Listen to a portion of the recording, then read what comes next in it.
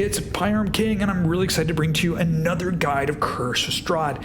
This one is the Burgomaster of Berez Ruins. This is actually a haunting location. It's briefly mentioned. It's not really covered that well in rules as written. We've really expanded upon it.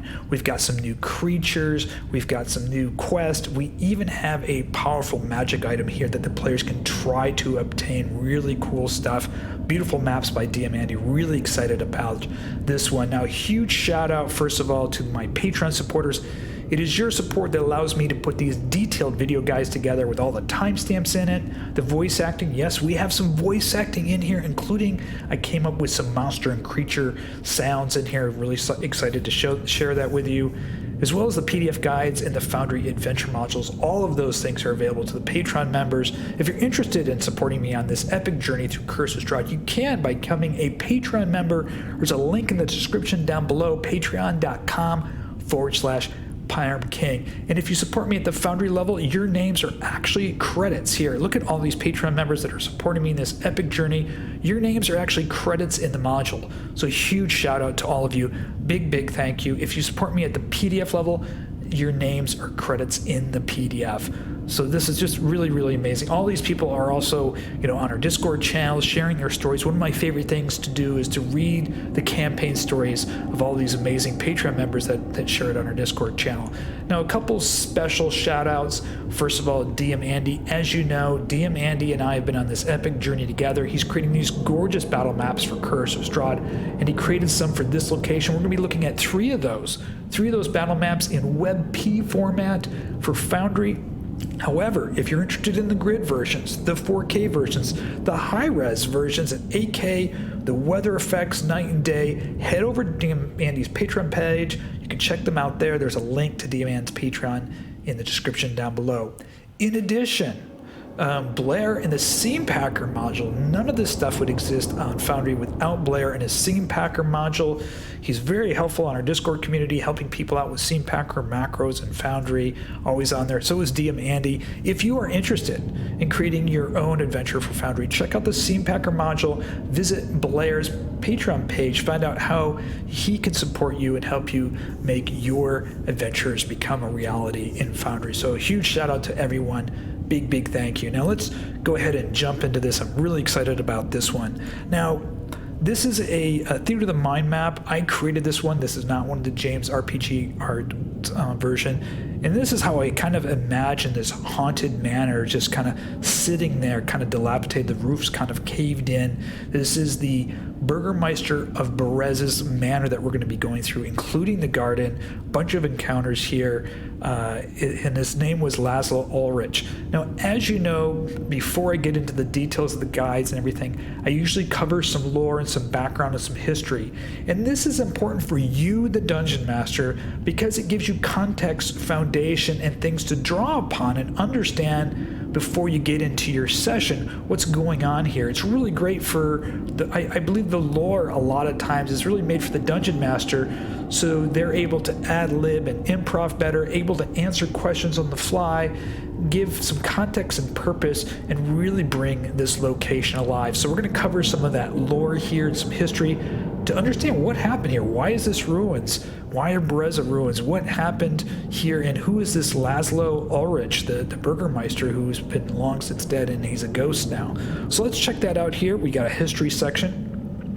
So let's talk a little bit about Berez history first. Now, Berez is an ancient Usari word meaning away from cold winds. The village was named Berez when the first Usari came down from the village of Bargau in the mountains, up in the Caucasus Mountains, to escape the cold winters. They created a permanent settlement along the Luna River. They were fishing. It was a farmland.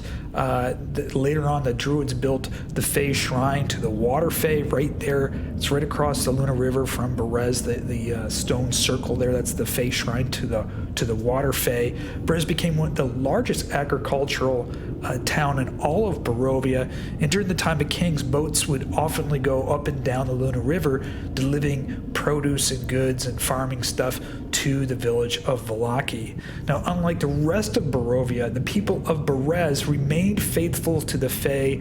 Paganism was still quite popular there because they were farmers. They were very attuned to nature, unlike the village of Barovia or Valaki or Kresk, which really focused on the Morning Lord. Now, they did build a church to the Morning Lord in Berez, and the Burgomaster, Lazlo Ulrich, attended, as well as some of the more prominent families in Berez, to make sure that there was a peaceful relationship with the king and the king's religion of the Morning Lord. In fact, Lazlo Ulrich and brother Gregor, who was the priest of the Morning Lord Church in Berez, became very, very close friends, mutual respect for one another, even though they believed in different things. Now, each summer solstice, Berez held a one-week festival. People from all over Barovia would come to Berez, partake in celebrations, food, wine, and music all through the night for the whole week. Many would even come pay tribute to the Waterface Shrine during the summer solstice festival. And even the lords of Barovia would come. It was like one of the biggest events of the year in Barovia. It was the summer solstice festival of Berez. Now, they had something there. It was really cool and kind of interesting. It was called the Lord's Feast. And 50 random Barovians were selected to feast with the king or the Lord of Barovia under the sky along the Luna River.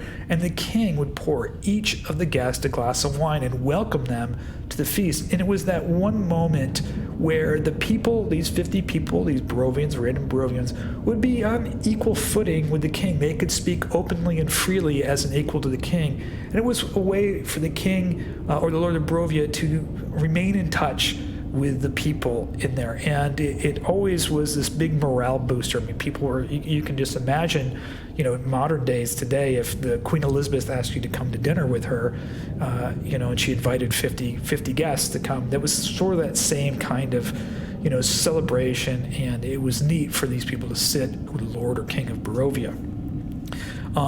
Now, Lord Argynvost, when he moved to Berez, he built his keep just north of Berez on a hill overlooking the village of Berez and overlooking the river. And he became very taken by the people of Berez. He was very generous with his time, with his wealth to the people of Berez. He became very close friends with Lazlo Ulrich, the Burgomaster, and the people of Berez kind of adopted Lord Argynvost as their second son, as a son of Berez, and there was a very strong bond between the people of Berez and Lord Argynvost. At one point, the people saw Lord Argynvost and the Lord of Barovia, both of them as their lords. Now, when the Great War came, Lord Argynvost created the Order of the Silver Dragon, and many of the knights of the Silver Dragon were from Berez. So they were, they wanted to serve, and so they would join the Order of the Silver Dragon and serve under Lord Argynvost. Now, the Ulrich families dates back to the first Asari settlers. They were originally stonemasons. They have a long history, dating even back to the construction of the Amber Temple. The family has always served as leaders of Berez, and when the first king came, it was more officially known as the Burgomaster. Now, Lazlo built beautiful gardens. We're going to be seeing a map of that behind his manor as a tribute to his lovely wife. He would open the gardens, they called it the Gardens of Berez, every equinox, every solstice, with flowers and candles for everyone to enjoy. Lady Ulrich, his wife, was from Bargau, and she was one of the respected shield maidens. She had one son, Oleg Ulrich, who was named after Lady Ulrich's father. Now, Lazlo Ulrich, while a pagan worshiper, as I mentioned before, remained very good friends with brother Gregor, who ran the Church of the Morning Lord in Berez. They were very close. They were probably best friends there. Now, when the Great War came, the people of Berez saw both, as I mentioned, Lord Argynvost and Lord Habsburg, the Lord of Barovia, as their lords, as the lords of Barovia. They served them both. Berez became this refuge for many people during the Great War, and during the Battle of Berez, it was one of the biggest battles in the war. All the men and women of Berez fought side by side, defending against the Turk forces. It was one of the largest battles, as I mentioned. Ulrich Ulrich was a knight for the Order of the Dragon in that battle. And by the way, Lady Ulrich was a shield maiden. She served up at Salinka, the gates of Salinka, during the Battle of the Gates of Salinka, where she passed away along with all the shield maidens holding the gates. against the enemy, and the fabled story. Now, if you can pick up the story, the Battle of Slinka Gates, and Lady Ulrich was one of the shield maidens there. Now, when the war ended, Lord Argynvost was deemed a traitor by the new Lord of Barovia, Lord Strahd von Zarovich. Many of the Knights of the Silver Dragon were either killed or they were imprisoned in Ravenloft, including Oleg Ulrich. He was imprisoned in Ravenloft. The Burgomaster Lazlo Ulrich of Berez was asked by Lord Argynvost to hide Lord Argynvost's shield, the Shield of Argynvost, which is a magic shield of the dragons. He knew that Argynvost's whole the knights were being rounded up, a lot of them being killed and imprisoned. He was deemed a traitor. He entrusted some of his treasures and secrets to Lazlo, the Burgomaster, to hide them from Strahd, the Dark Lord, and other dark minions who would try to probably gain access to his treasure and his powers and his secrets. Now, Strahd issued the edict of the Burgomaster's pledge to the Lord of Barovia for all the Burgomaesters to pledge their loyalty to Strahd. And the only Burgomaster in all of Barovia who refused to sign it was the Burgomaster of Berez, Lazlo. Strahd came to Berez to confront the Burgomaster Lazlo. Why aren't you signing your loyalty to me? And when Strahd arrived in Berez, he met a local village girl named Marina, and he was instantly obsessed with her because Strahd thought that Tatiana's soul was reborn in Marina. He became obsessed with her, all-consuming with her, and Strahd started making these frequent visits to Berez and would often visit with the Burgomaster and kind of tolerated the Burgomaster's disobedience and making his visit the Burgomaster as an excuse to really see this young village girl who he thought was had Tatiana's soul. Now, Lazlo despised Strahd, but he feared for the life of his son, who was remaining in prison in Castle Ravenloft, Strahd's castle. He is also feared for the people of Berez, so he tolerated Strahd's visits. And he knew they were just a distraction, that Strahd's true intention was his obsession over this young girl, Marina. Now, Brother Gregor became concerned because Marina started becoming weak and sickly, and became pale. And Brother Gregor had suspicions that Lord Strahd von Zarovich had become a vampire, and he had begun feeding on Marina, and eventually turned her into the undead, into a vampire. Brother Gregory went to the Abbey of St. Markovia and sought the advice of Blessed Sister Markovia, but they were unable to save Marina. She had passed in what's known as the gray state. It's that last moment between life and death before she becomes an undead. And the only thing they could do was perform a ceremony to try to save her soul and then kill her. And so, by the way, it was Brother Gregory who informed Blessed Sister Markovia that Strahd had become a vampire. So Brother Gregor and Lazlo Ulrich, the Burgomaster, their only course of action was they performed a ceremony on Marina to save her soul, and then they killed her. Now, when Strahd learned about this, he went ballistic. I mean, he went into this crazy rage. Lazlo had defied Strahd by not signing the Burgomaster's loyalty to Strahd, so he tolerated that. Lazlo also supported Argynvost in the war. He tolerated that. Lazlo worshipped the Fae, which had become enemies of Strahd, and he tolerated that, all because of his obsession with this girl that lived in Berez. But when Lazlo and Brother Gregory killed Marina and saved her soul, and now, Tatiana's soul now eluded Strahd yet again, he just flew into a rage.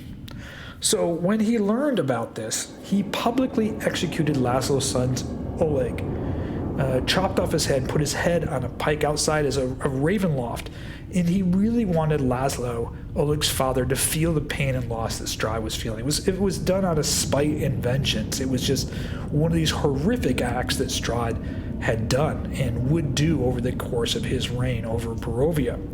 Now, Lazlo carefully snuck in and collected his son's body, his son's remains, to bring him back to Berez to give it a proper burial.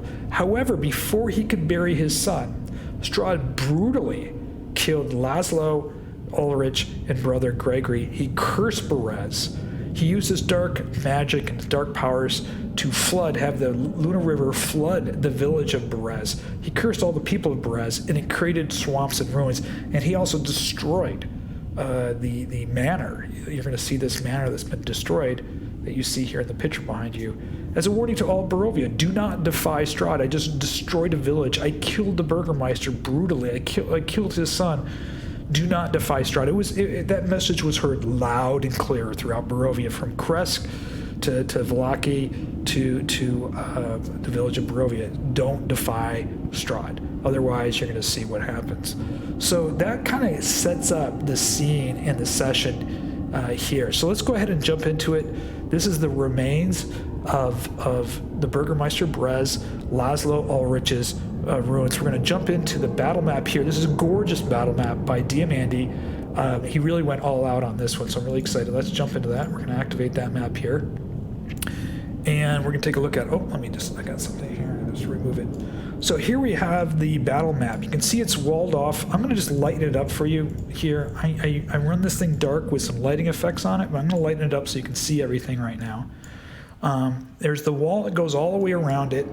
And remember, the top floor has been missing. In fact, let's talk about the ruins right here. The Burgomaster's Manor was destroyed by Strahd. Players attempting to glean what causes the damage will quickly ascertain that wasn't from natural causes, but some powerful weapons or magic to cause its destruction. He destroyed this in vengeance. The entire second story is gone, leaving crumbling walls of the ground floor in just the cellar. Here's the map key here as well. I have a map key on here that lists all the rooms, but they're also in here too.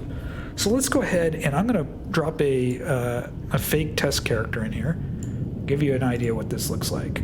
And I'm just going to reset the Fog of War. Okay, here we go. And I have some lighting effects in here, so I'm going to go back to a little bit of a darker map, because you won't see the lighting effects unless I make it a little bit darker. There we go. Okay, so you start up here. This is where you're going to start, which is the approach up here at the top.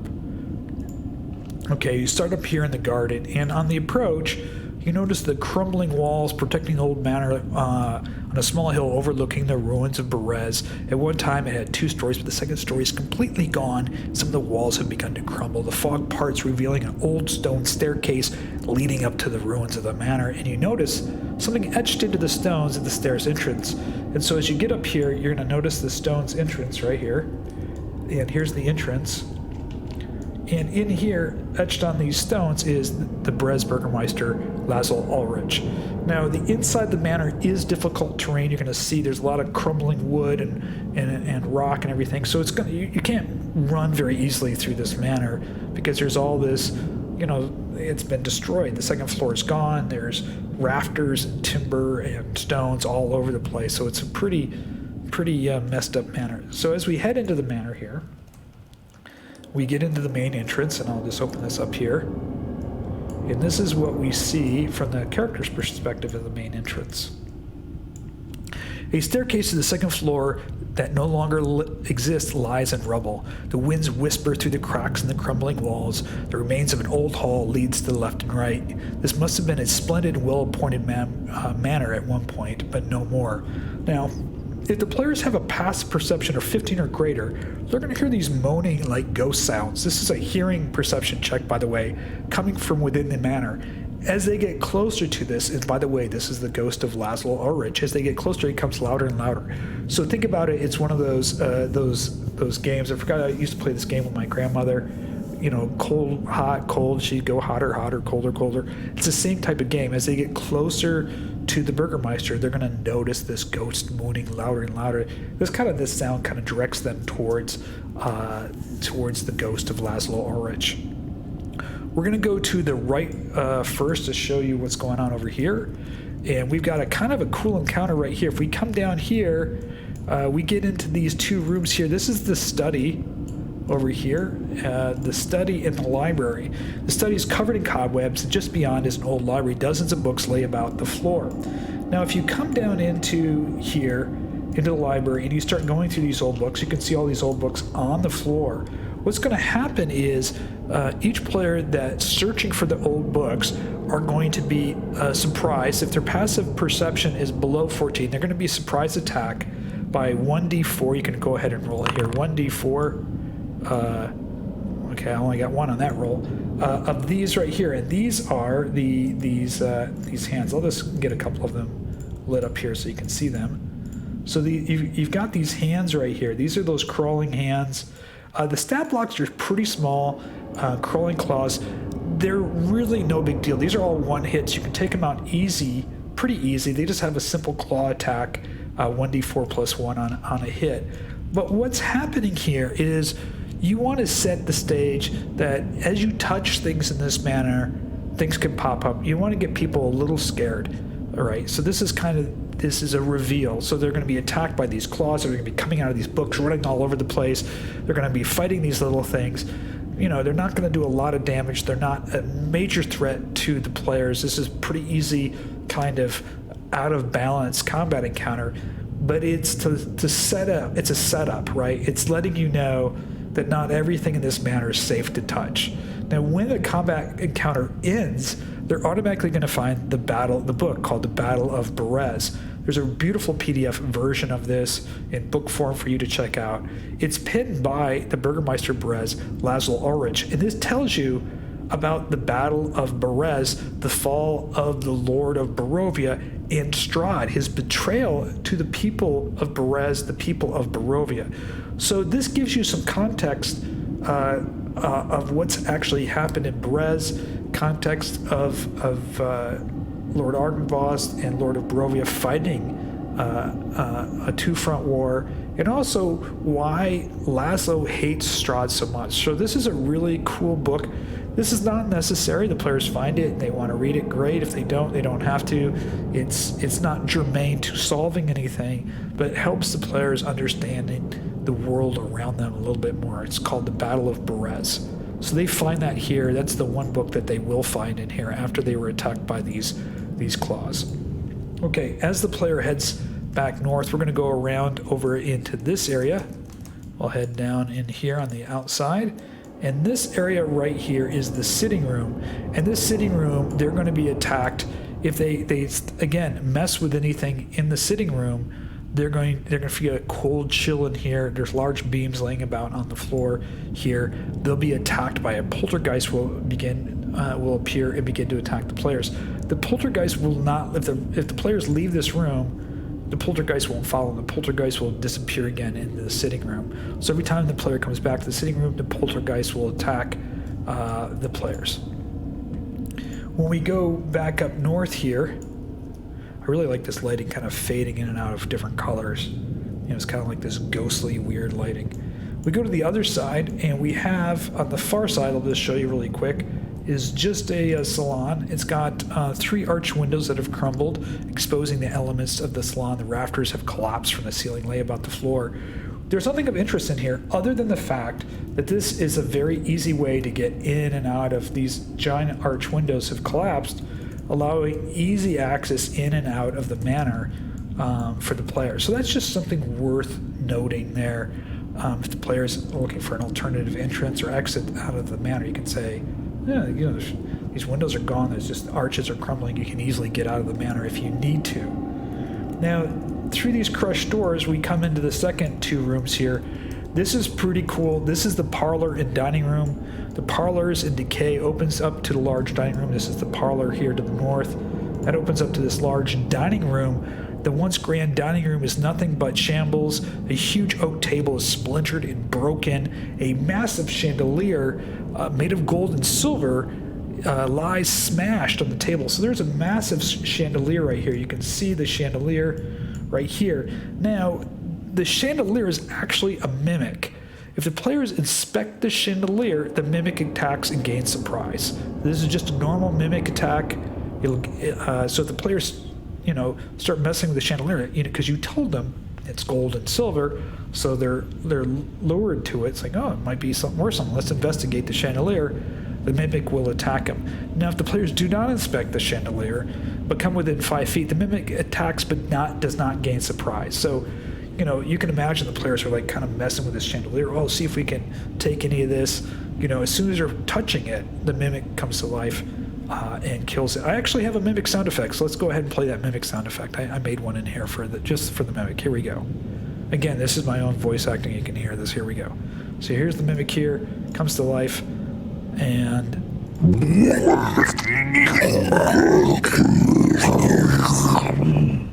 there you go. That's my mimic sound effect. All right. So they got the mimic here.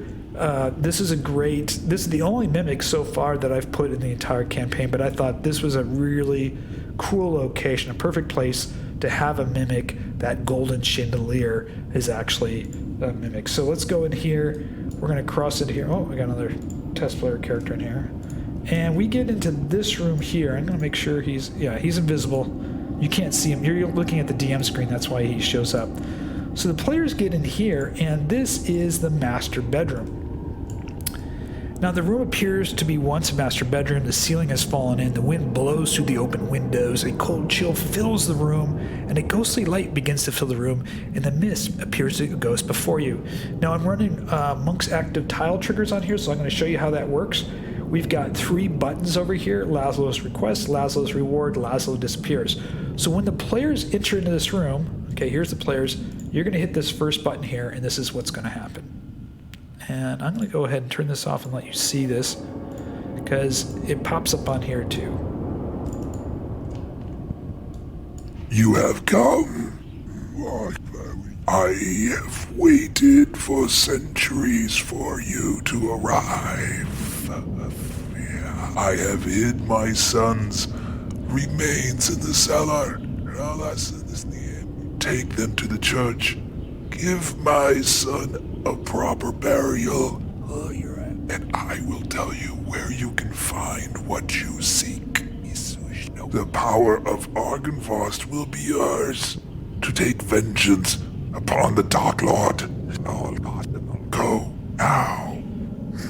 That's my voice acting there of Lazlo. So Lazlo's ghost materializes, and he's requesting the players. He's hid his son's remains in the cellar. Take them to the church. There's a church here, Berez. There's another guide to the church of Berez and Marina's monument.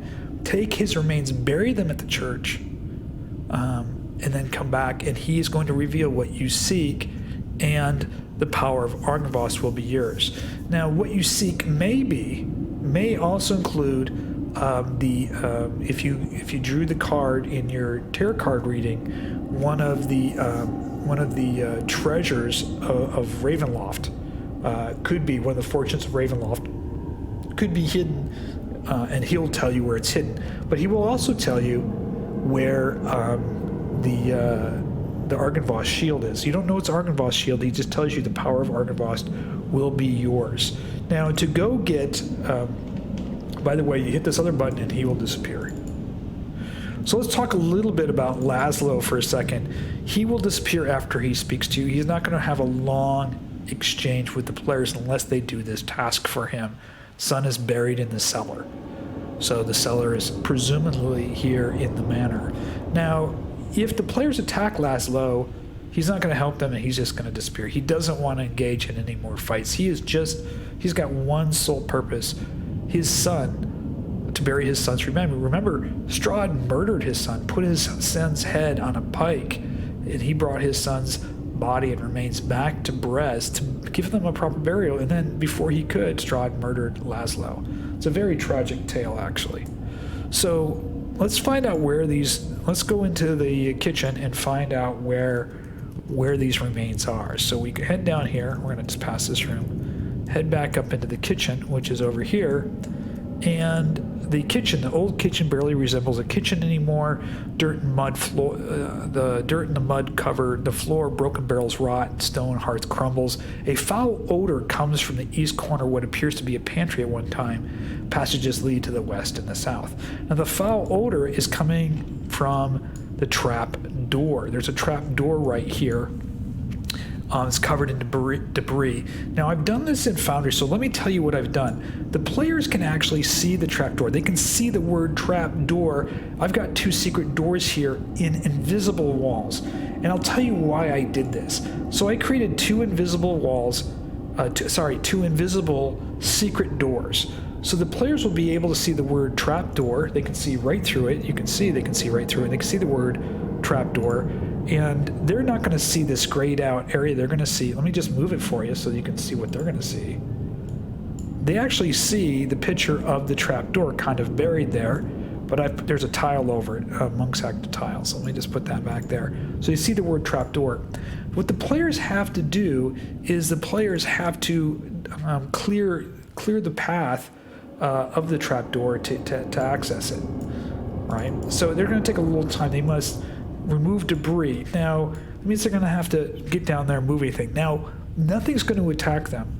But the whole point of having them touch the books and the claws attack them, having touched the chandelier and the mimic attacks them, they're going to be a little hesitant to start clearing the debris from this trap door because everything they've touched so far has attacked them. The books attacked them with the claws, the chandelier has attacked them because it was a mimic, so they're going to be a little hesitant. Now, once they've cleared it, and you might want to come up with your own mechanic or timing mechanism for them clearing away the debris to get to the trapdoor, you can just easily open up the secret doors, and that gives them access to Monk's active tile. So let's talk about how Monk's active tile, this is just a teleport that's going to teleport them to the cellar. So we're just going to move into the cellar and see it reloads up the cellar scene. Make sure this is hidden, that's the black pudding. And now they're in the cellar. And let's talk a little bit about the cellar since we're here now. So the foul swamp odor fills your nose as you enter the cellar. This air is still and stale. The cellar floor is covered in swamp water. A few broken old wine barrels lie half submerged in the foul water. Now the water's 3 feet deep. As soon as the players get down into the water here, and you can see the water kind of here. Look at that water, kind of nasty, swampy water.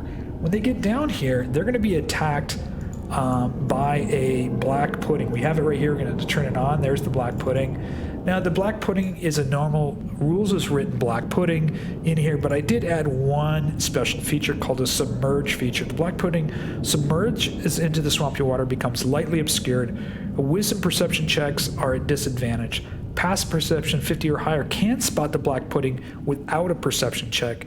Range melee weapons attacks at disadvantage if the black pudding is spotted while it's submerged. The black pudding cannot use any attacks while it's submerged. So this is a way for the black pudding to get back underwater. The player's attacks, melee and missile attacks, if they can spot it, will be at disadvantage. But the black pudding can't attack you unless it comes back up out of the mucky cellar water. Again, black pudding has the corrosive form. It can split. This is a nasty creature, just so you know, in here, and it's gonna be pretty nasty battle if you haven't fought a black pudding before. However, it's only got one attack, but you're kind of confined down in here in this cellar in here. Now, if the players search, they're going to find in one of these barrels, they're going to find Ulrich's bones of Ulrich. He was the son of the Burgomaster, once a knight of the Silver Dragon. There's his skull. They're also going to find a bottle of Champagne de l'Estampe. Now, Champagne de l'Estampe is important. This bottle is important. Remember, because Petra, if you're running Petra's quest out of the Tesserpool camp, Petra is the wine merchant there. If you get him a bottle of Champagne de l'Estampe, he'll trade you a magic item for it, or give you 500 gold for it. So it's the only place that you're going to find it other than Castle Ravenloft is that bottle of Champagne de l'Estampe is here in the cellar, floating around. There's a bottle there floating around that you explain to the players. So once the players deal with the black pudding, by the way, we also have, this is a visible token for the players so they can know they can leave. This is a teleport. It takes them back here to the Burgomaster's Manor. Once they've dealt with that, they've got the bones, they can go to the church, they can give the son a proper burial, and when they come back to visit with Lazlo here, we'll come back in here, here's Lazlo. Lazlo will reappear again, and we've got a second button down here about Lazlo's reward. Okay, I'm going to click this. We got another little voice acting scene. A father should never have to bury his son. My gratitude knows no bounds. After Argynvost fell, Evil came searching for Argynvost's treasures and secrets. I hid Argynvost's shield centuries ago, waiting to give it to one worthy to bring vengeance against the Dark Lord. It was the Dark Lord Strahd who killed my son, killed Argynvost, cursed Berez and its peoples, and I could do nothing to stop him. Eventually I succumbed to a brutal death at his hands. Argynvost's shield will protect you against the powerful darkness you face. See if we it is in the garden, hidden in the fountain, but beware. Creatures of the night roam the garden, and it will not be an easy task. Go now.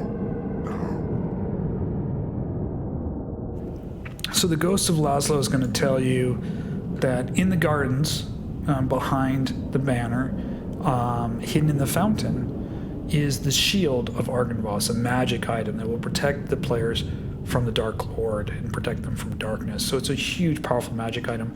He will again disappear. He's told you everything he knows. Now, you can add into this if the fortunes of Ravenloft talk about being hidden, he will tell them and direct them to Marina's monument, which is behind the church. And there's a whole thing about getting the fortune of Ravenloft from the monument there. It's covered in a different guide. So you could add that if one of the items, Fortunes of Ravenloft, is hidden there. So let's head out of the manor now. We're heading to the back part of the manor. This room back here is known as the garden room. Once a beautiful room was overlooked by the massive gardens behind the manor. A few pots and vases lay broken on the floor. There's nothing of interest here, but noting that the room overlooks the massive garden behind the manor is a clue where the garden is that Lazlo Ulrich mentions, the ghost of Lazlo mentions to the players. And there's one more room here. I didn't really put anything in here. I left it up to you. This is called the winter room. A large hearth remains surrounded by broken timbers from the collapsed roof. Once a cozy room was used to keep warm during the winter months. There's nothing of interest, but if you want to place a monster in here, I would suggest a ghost, a poltergeist, or a shadow in here to fight the players. It depends how much combat you want, how big your party is, and the level of your party. We've got really nothing in here but the mimic and the poltergeist if they run into the poltergeist. And then the little hands, which are not going to be really a big deal. It's just to kind of set the stage. And we already have the black pudding in the cellar. Now, if we head out the back stairs, they're going to see this. The players can see this right here. This is just another Monk's Hafted tile trigger that will take them to the garden. So if we head down this way, okay, here we go. And you head in here, it's going to load the garden scene. There we go. So we're in the garden. I'm going to activate that. So now we're in the garden. Let me get rid of this here. Okay. So we're in the garden, and when you come in the garden here, what I would do as soon as the players get up here, I would have the players roll initiative. And let's talk about the garden here. The balcony looks over the massive garden. You imagine centuries ago, it must have been magnificent. The fog from the swamp lurks through the garden maze, now overgrown with swamp vegetation and old trees. Somewhere in the swamp garden maze lies the fountain the ghost of Lazlo Ulrich had mentioned. Now, I would have the players roll initiative at the start of this map, let the players move, because we've got, I think about this as sort of like a Pac-Man version here, Pac-Man maze, right? So we've got a couple of things going on here. We've got our spawn corpses here, and we've got these worms. The worms don't really move. So let's talk about how these both work. So you can see there's 12 spawn corpses in here, and there's a bunch of worms in here that are scattered about. This is the fountain in the middle. Now, we'll talk about the spawn corpses first. The spawn corpses are sort of like a zombie. They have two features. They have like a zombie slam attack, which is just typical. But what they really do is have this spawn worms where they're going to launch these spawn worms at one of the party members. They can fire it off. It's like if you look at his face here, let me just show you his face. The spawn corpse. So if the spawn corpse gets near you, the spawn corpse, these worms will just blast out of its eyes and its face up to 10 feet and try to land on you. And what happens is, if they land on you, on the target, they're going to try to get under your skin. You need to roll a dexterity saving throw DC 11 to avoid one of these worms landing on you when it uses this as an action. It only has 2 actions. It's either going to do a slam attack if it's in melee range, but if it has the opportunity, it's going to launch these spawn worms. The spawn worms are what keeps these spawn corpses animated. And the spawn worms are animating these corpses in order to find another host. So they're constantly populating and they're constantly trying to spread. And they spread by animating a corpse here. Now, when they have a death burst, when the spawn corpse dies, the spawn corpse explodes and sending spawn worms in a 10-foot radius all the way around them. These worms are trying to search for another host, so it just bursts and these worms just go everywhere. Now, within the 10-foot radius, if there's any creature within that 10-foot radius, they're going to have to make a dexterity saving throw DC 10, otherwise one of those spawn worms lands on them. And let's talk about the spawn worm. So the spawn worms, we got one right here. We're just going to click on it and talk about the spawn worm. It's pretty easy. It's got only 1 hit point. It's got nothing, no strength, no dexterity, nothing. It's tiny. It has a simple bite, and the bite is automatic. You don't have to roll to hit. So the way the spawn worm works is, while it's on the skin, the spawn worm can be killed by normal means, or it can even be scraped off by using an action. You don't have to use one of your actions to scrape the spawn worm off you. You can have, to scrape off the spawn worm or try to kill it. One or the other. Scrape it off, try to kill it. Otherwise, the spawn worms target into the target's skin on the target's next turn. So if it's on your skin, the beginning of your next turn, if you haven't got it off or you haven't killed it, it's going to burrow into your skin and it's going to do 1d6 necrotic damage. At the end of the spawn worm's turn thereafter, so every spawn worm's turn thereafter, after it's burrowed into your skin, it's going to do another 1d6 worth of necrotic damage per worm. You can have up to 10 worms infest you. That's 10d6 at the end of the target's turn. The worm-infested target dies if it drops to 0 hit points, and then rises 10 minutes later full of spawn worms. It's become a spawn corpse at that point. If the worm-infested creature is targeted by effect that cures disease or a potion that would kill the spawn worms, all the spawn worms infesting it will wither away. So if you get infested by a spawn worm, right, you're going to be taking this 1d6 necrotic damage. Now, I imagine if you can't cure the player at this point, he's got 1 spawn worm in him, I would run I wouldn't be running this, every turn, because let's say you're out of combat. When do you run the necrotic damage? I would run the necrotic damage, depending on how many they had, probably figure out some kind of timing mechanism. Maybe every 30 minutes of in-game time, they're automatically going to take that 1d6 or 2d6, depending on spawn worm's worth of damage, until they get a potion or cure disease. Now, where can you get potions? Certainly Sonya or Anya. Sonya and Kresk, Anya and Vlaki, both of them would have a potion that they can make to kill the spawn worms. You drink it and all the spawn worms would wither away and die. Or Lila, the herbalist and midwife in Vlaki, she would have a potion, obviously, to get rid of the spawn worms as well. So that's where you could get a potion made. Otherwise, you're going to have to find a way to cure disease. So getting one of these on you, that's going to behoove the player to take that action, to scrape it off or to kill it. Now, this is what's really interesting about this encounter. The spawn worms themselves, right, they can't do anything on their first turn. They're taking their turn to burrow into your skin. And what you're doing is you're wrestling with action economy, because you're going to go, crap, I've got to take an action to get the spawn worm off of me. That means I lose an action that turn, probably trying to do something else. So this is really about, the spawn worms aren't deadly if you are able to manage your action economy. If you fail managing your action economy, the spawn worms, if you get 2 or 3 or 4 of them, can be can end up in a deadly outcome. You need to cure that person or find those potions to kill those spawn worms. Otherwise, every 30 minutes they're going to be taking necrotic damage from these spawn worms. So they're not deadly in and of themselves as long as you don't let them burrow into your skin. And you certainly don't want... So you can see why the spawn corpse is going to be blasting out these spawn worms at 10 feet as an action. And you're going to go, oh, big, it's spawn worm, we'll just scrape it off. Well, if you get 2 or 3 spawn corpses around you, and all of them, you get 2 spawn worms on you. You got to roll that dexterity save to see if that spawn worm lands on you, and then you have a turn to deal with that spawn worm first.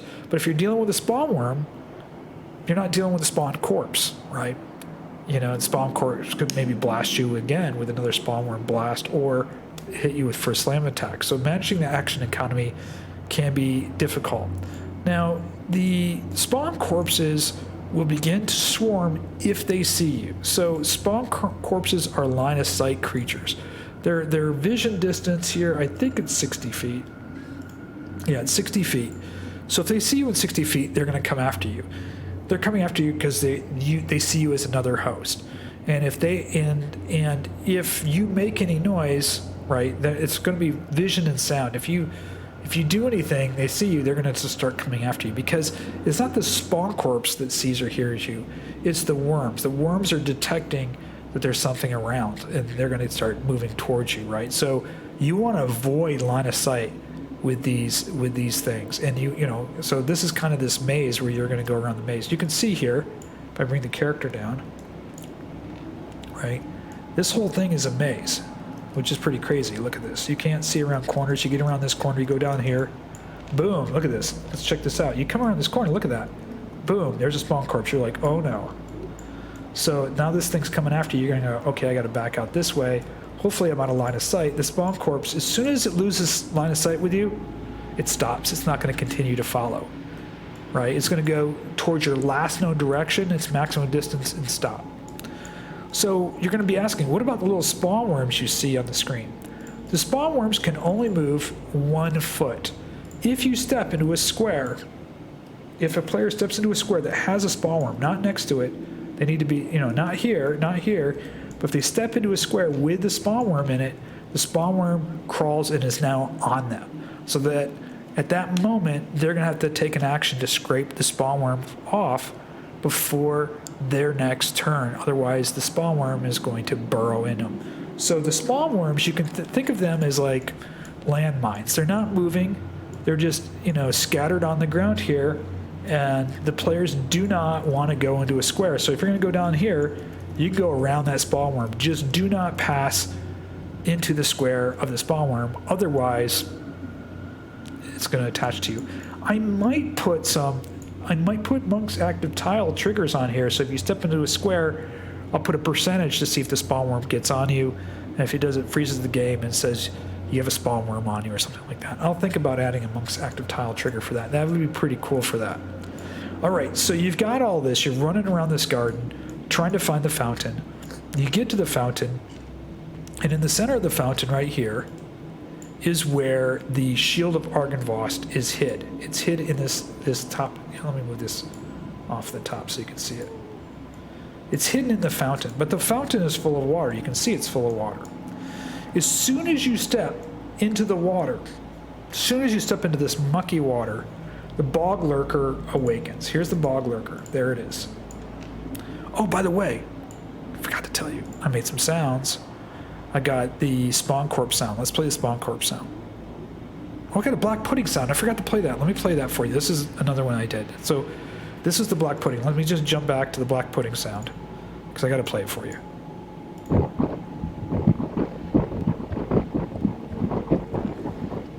That's pretty gross.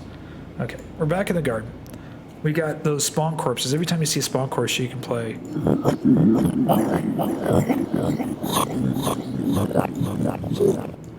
I got some lighting effects going on. So you can see like the little worms crawling on there. I don't know what this pixie is doing here. Let me get her out of there. I was testing some stuff. And then there's one of the spawn worms there.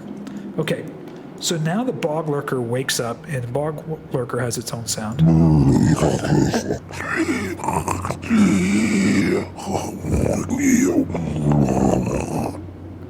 So let's talk about the Boglurker. The Boglurker is pretty mean, and it's got a lair action. It is got good perception +4, stealth +5. It's got a Constitution save. Its features is it has 2 multi-attack, 2 tentacle attacks, and Muck's Disease. The tentacle attacks do 1d6 of bludgeoning plus 2d8 worth of acid damage if you get hit, right? So it's pretty nasty. 1d6 plus 2d8.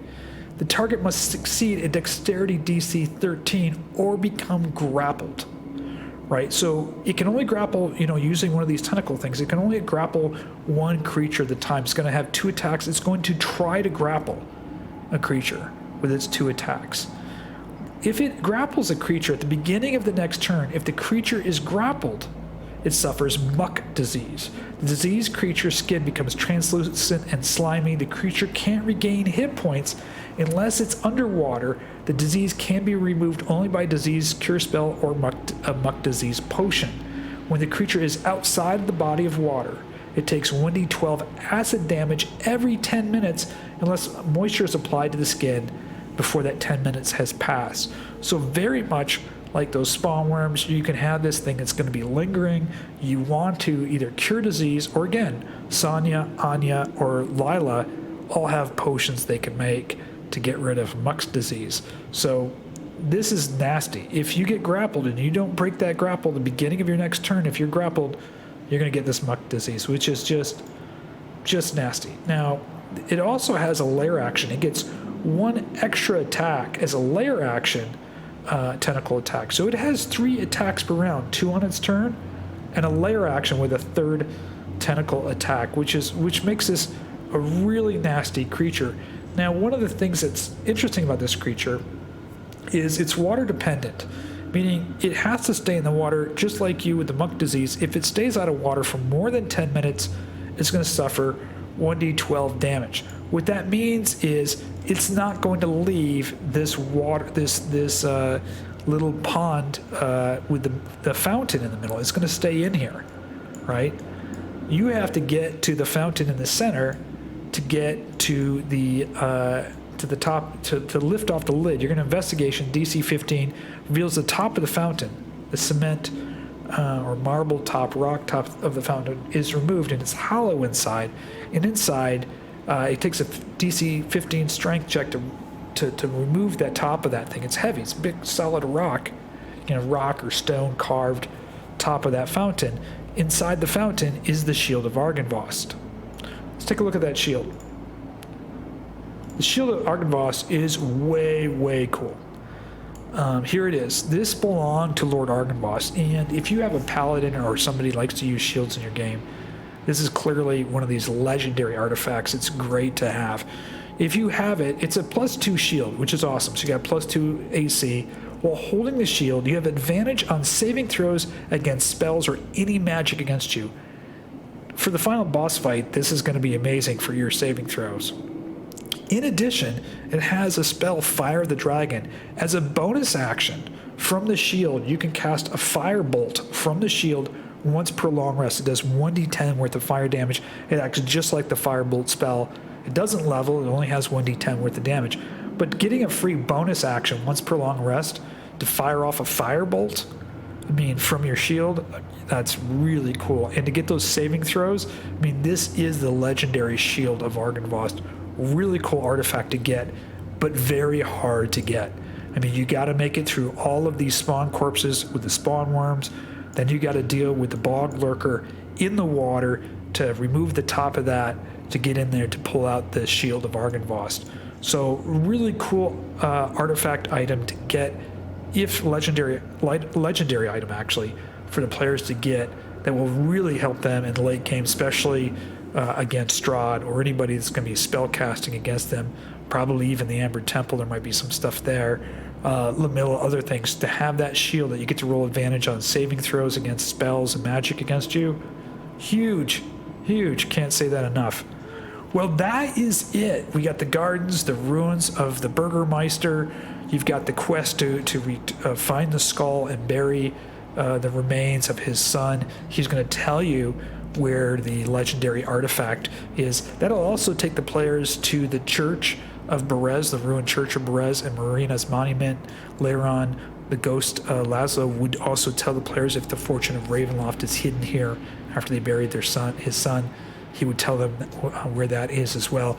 We've got a really cool cellar with the Champagne de l'Estampe. We've got the some brand new creatures here with the Boglurker, the Spawn Corpse, the Spawn Worms, Black Pudding, a Mimic, so much in here, and that great book, that lore book. Well, I hope you really enjoyed this guide. If you did, please hit that like button, smash the like button, click subscribe, and until next time, this is Parm King, and may all your rolls be critically successful.